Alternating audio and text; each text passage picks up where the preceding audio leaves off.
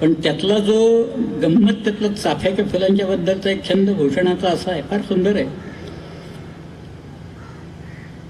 तो आधी म्हणून दाखवतो मी, मग त्याचा अर्थ सांगतो.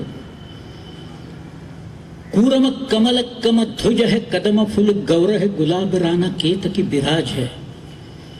बांधुरी पवार जुही सहत है, चंदावत सरस बुंदेले सो चमेली साजबाज है. भूषण भनत मुच कुंबड़ गुजर है, बघेले बसंत सब कुसुम समाज है. ले रस ऐतिन को बैठी न सकत है, अली नवरंगजेब चंपा शिवराज है. चंपा शिवराज आहे. त्याचा अर्थ असा आहे की भूषणानं औरंगजेबाच्या मांडलिक राजांना एकेका फुलांची उपमा दिलेली आहे.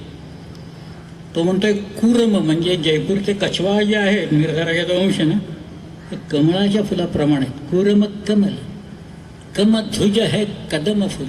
कबंध जोधपूरचं हे कदंबाच्या फुलाप्रमाणे. गौड हे गुलाबासारखं आहे. राणा केतकीसारखा आहे.